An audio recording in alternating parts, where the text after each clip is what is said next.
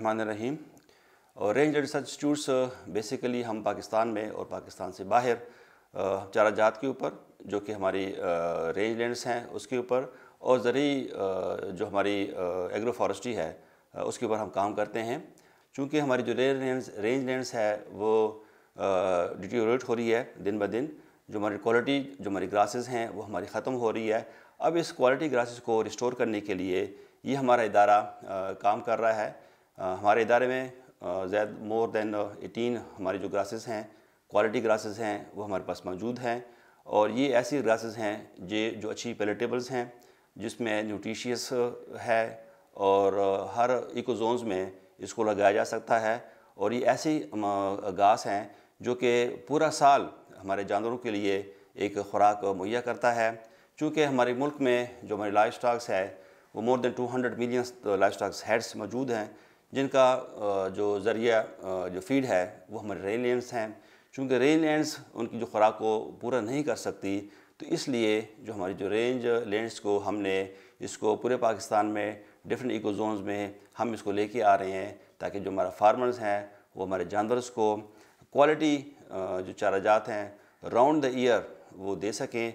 Basically जो हमारा जो चारा जात हैं वो सर्दी में भी लगाए जा सकते हैं और गर्मी में भी लगाए जा सकते हैं, लेकिन जो असल मसला जो हमारा फार्मर्स को आ रहा है वो सर्दियाँ होती हैं। सर्दियों में हमारा चारा नहीं होता, तो सर्दियों में हमारे पास ऐसी घासेस हैं जो कि आप लगा सकते हैं।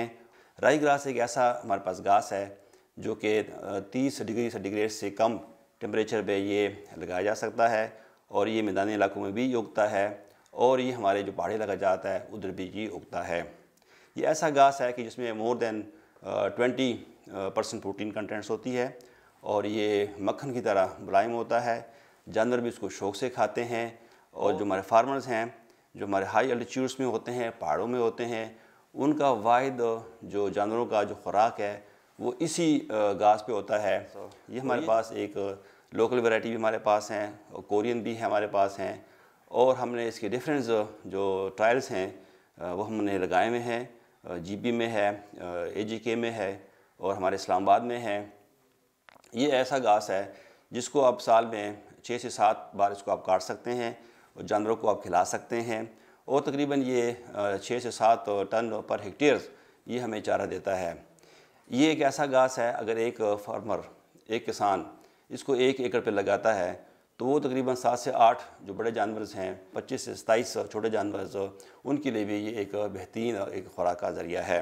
ये वन टाइम अगर लग जाता है इसी टेम्परेचर में, तो एक ये पीरियड होता है, ये सारा साल ये चलता रहता है। लेकिन जो हमारे प्लेन्स एरिया होते हैं जहाँ पे टेम्परेचर 30 से ऊपर चला जाता है, तो वहाँ पे ये फिर मर जाता है, फिर हर साल इसको दोबारा लगाना पड़ता है। लेकिन जो हमारे पहाड़ी इलाका जाते हैं जहाँ पे दर्जा हरारत 30 से कम होता है, तो वहाँ पे ये सारा साल ये जो घास है ये वहाँ पे लगा रहता है, और जानवर चराई करते रहते हैं।